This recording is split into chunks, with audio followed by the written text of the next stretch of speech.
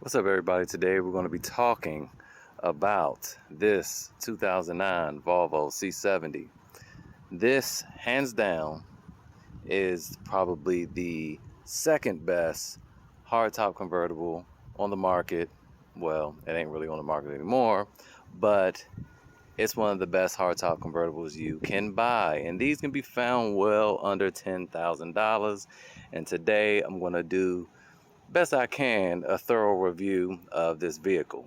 This style of C70 ranged from the years 2006 to 2010, and then in 2011 they got a refresh with a much more attractive front end. It had newer headlights, new fenders, a newer bumper, and it just looks a lot more masculine, I would say, the 2011-2013. Now this car belongs to my mother. She never really drives it, and today I was trying to do an oil change on it, but we ran into some little issues. It's leaking. Now ultimately this car has a T5 engine, which is a 5-cylinder turbocharged motor, but I ran into some issues with it leaking. It's actually seeping from the transmission, and it is seeping from the oil drain plug, and I have to get a new washer. And she just simply needs to drive it. This thing, like I said, is 2009. She bought it new, has now 60,000 miles on it. She just broke 60,000 miles, and it is 2021. In the last 3.5 years, she has put less than 1,000 miles on this bad boy. And it's quite a shame, because once this thing is tuned up properly, it's a fun car. You have your BBS wheels here, which to me actually suit the car pretty well. She has like this pearl mustard color, which is not all that prominent, especially with the chocolate interior she has here. Now, one of the reasons I like this Volvo so much is because I have kids, and when you have kids, it's kind of hard to have a convertible that the whole family can enjoy that's a hardtop. This is about the only thing you can get that actually has a back seat. As you can see, the seats aren't touching. You can actually get a full-grown adult back there. She looked at the 3 Series, no bueno. I was a test dummy for that. I had to sit sideways in the back of that. And this is the only one where it's not all that comfortable. You can get back there, and it's not a huge deal. Now, even though this color is kind of feminine to me, the interior kind of makes up for it with that nice brown.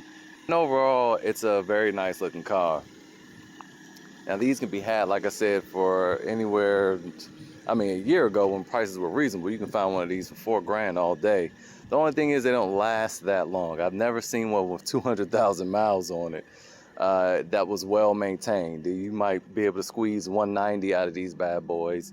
But like I said, this one is pretty nice one because it has low miles. Only problem is it doesn't get driven, so you know you have your little seepages and leaks from that. So instead of walking around this thing a million times, I'm going to go ahead and drop the top so you can see more of the inside, and just see how fast and how well the hardtop works. Before I drop the top though, I wanted to just show the trunk space. It has a lot of trunk space to be a hardtop convertible. My mother has junk all over the place, but in order to drop the top, you have to put this thing down. She has some stuff in the way. You want to make sure all your sides and everything are clear. And then you pull this thing down, snap it into place, and you can fit a whole bunch of things in there. You see she has some bleach, some paper towels, some umbrella, some, I think, roadside assistance kit, and a whole bunch of bags, and a whole bunch of towels, clothes, a whole bunch of nonsense. So you put that down, and this is where the hardtop rests. So you still have quite a bit of storage in the trunk.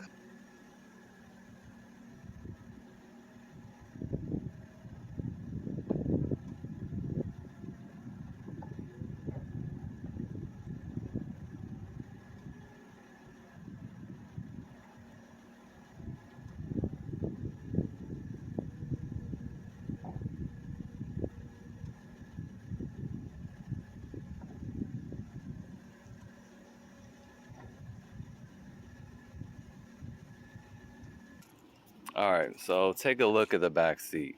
While that is, trying to get in the way, it seems as though there's not very much space there or there. I guess it doesn't look like it's that much space, but our kids who are 6 and 7 fit back there just fine. My son, I mean, he's like 4 foot something. He fits back there just fine. Or I guess it's because of how deep the seats are. You see the back seats are just about as deep as the front seats. So you really get a complete back seat. Now in the Lexus SC430, which is the car I prefer due to the reliability, it having 300 horsepower, where this is about 200 horsepower, and you feel that little 200 horsepower. Those seats stop at about here, or maybe like here. And if you're kind of tall, like over 5'10" probably, the seat is like touching this. So I mean, that car has no room at all. This, for me, I don't really sit in this position. I would scoot up just a little bit, and you know, you have a full back seat. As far as features go, let's just talk about the things that you would really use. My mother doesn't have the tippy top of the line one. It's missing the pop out navigation right here, but she does have the Bose system, and that thing beats too much. I mean, this is the most ridiculous sound system I've ever heard in a car, and it's probably because it's so small, but it has like 2 subwoofers or something in here, and it's ridiculous. She also has the climate package, so it has your heated seats, your automatic air, and yeah, I know you're probably laughing because it's like, oh, automatic air, but this is 2009 and all cars didn't have automatic air. So it has automatic air. It doesn't have Bluetooth, but to make up for that, which was kind of sad for 2009, to make up for that, inside of here, there's an auxiliary port. So you plug your smartphone into that, and then your music can play through the speakers in the car. While we're in the armrest, let's continue to talk about the armrest. Yeah, my mother's old, y'all, so excuse the junk. But it can hold some CDs. That's really what it was made for. So it's kind of deep. It actually has way more cargo space in the armrest than the Phaeton. Close that, all that stuff she has. Let's get back in there. Close that up. Then you can push another button and you get this, which I'm thinking she probably just not that long ago discovered this. Let's look at the receipt. Moving on to other parts of the car, it has Bliss technology, so it's blind spot monitoring, which is pretty decent for a 2009. Your regular home link, and the front 2 windows are fully, you know, automatic. Rear ones are not, even though it doesn't label that. Usually there's an auto message here, but it doesn't have it. You just got to figure that out on your own. Some other interesting things to note: it has an electronic ignition, so you don't have to hold it. You just turn it and it starts up, goes through all the motions. Another thing that's electronic about this car, a lot of people don't know, is the accelerator pedal.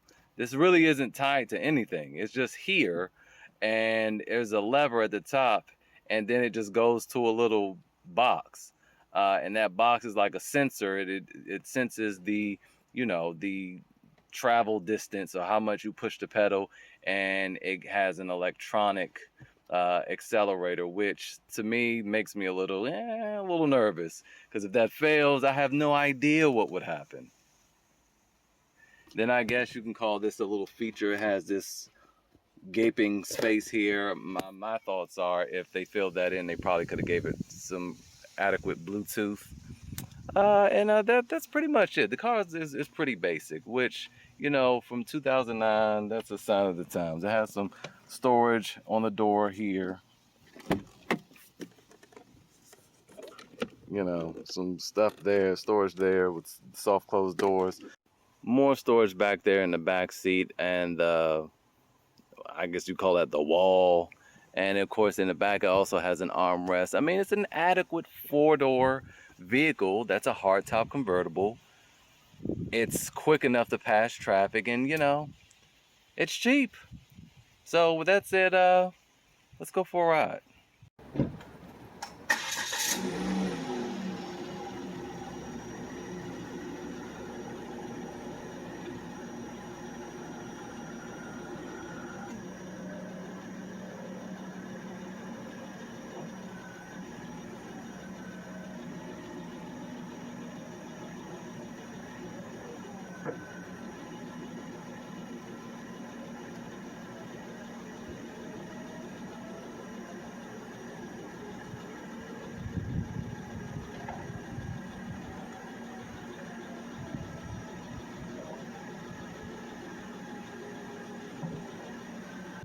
All right, and we're off.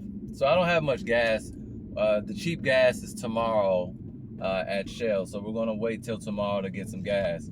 Speaking of gas, this thing takes, you can put regular gas in it, but I would recommend putting premium in it. And I think that could be why the cars don't last that long. Inside the manual, it tells you that it could take regular oil, but it recommends synthetic, so most people are going to do regular oil. Then it tells you that, oh yeah, you can put regular gas in it, but then it says, but we recommend premium fuel. And so most people are just going to do the bare minimum, and that's probably why they conk out at like 190. But it's a pretty good driving experience. You don't get a lot of play in the steering wheel. You know, it feels planted. Not as much as obviously the Phaeton, but you know, it's a little car you can throw around. I enjoy driving it just for parking sake. One thing that people overlook about cars is the visibility of the gauges. Now the Phaeton, that's a huge pain that I've never really mentioned. It's really hard to see the gauges. The steering wheel is always in the way because I like my steering wheel a little low. But yeah, when I lower it, I can't see a darn thing. Like I have to keep the thing high up, and I just don't like keeping it up that high. This also has an auto stick, so you can drive it in manual, and it's a lot of fun driving it that way. I'm not going to really do it because, like I said, this oil is 2.5 years old, even though it only has a few hundred miles on it, so it's probably fine. But I noticed that the engine doesn't sound as good as it used to, but it's a little zippy. Like when you get it up there in RPMs, you can hear the turbo kick in. If you're driving it normally, you won't really hear the turbo, but if you get on the gas a little bit, you hear that thing whistle. All right, and that's just 3,000 RPM. It feels a lot faster because, you know, the car is so little. And see, it handles the turns really well. That's mainly because those, you know, the wheel's a little and it's really low to the ground. But this is by no means a sports car. This is a touring vehicle like the SC430, which again is a car I prefer. But if I want to actually go out with the family, you know, I can't really do that with that. So, can't get that car.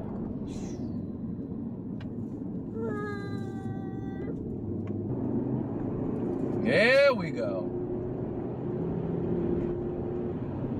See, this thing is nice, man. It moves. It does move. I say all that, I'm doing 60. If I was in any other car and gave that amount of gas, I'd be doing like 90. It just feels fast because it's little, and that's probably what most people need, man. You want to, it's all about the thrill and the feel, the thrill of the feel. In my LS430s, if I punch the gas like that, it's so smooth, you don't feel a darn thing. So you're doing like almost 100, and it doesn't, it's like, I think I'm going. You just feel like you're going really slow. My mother's Tundra is like that too. Like it's so big and so high up and so smooth and new that when you're doing 70, it feels like you're doing 45. And that truck is quick. That thing is quick. I need to make a video about that. But those Tundras are quick, but really plain. But anyway, back to the Volvo. It's a simple car for the most part. It does have some little electronic bits that make me a little bit uncomfortable. Like I said, I don't really like the electronic ignition, even though that most cars are like that, but you generally have to hold that starter down. The electronic ignition is good for starters though. You know, it's not gonna keep cranking. It's gonna do everything pretty much automatically unless there's a problem, and then it'll keep cranking over and over and over again until you intervene and stop it. And then there's the electronic accelerator, which if I had never needed to change the cabin air filter, which is tucked up in between there, I would have never known that because it's so responsive. It feels real like it's a cable on older cars, but it's not. It's totally electronic. Visibility is good out of all the windows, the back window, the windshield, the side windows, everything is good. It's a nice car, and especially for how much they cost now. I mean, they're a really great value. I mean, everything is inflated now, but if this was just a year ago, I mean, you could find a really nice one for $5 grand all day. Like, if you wanted to spend like $7,500 would get you one with really low miles and everything. These things do not hold their value at all, and it's probably because they're not as reliable as, you know, like a Toyota product.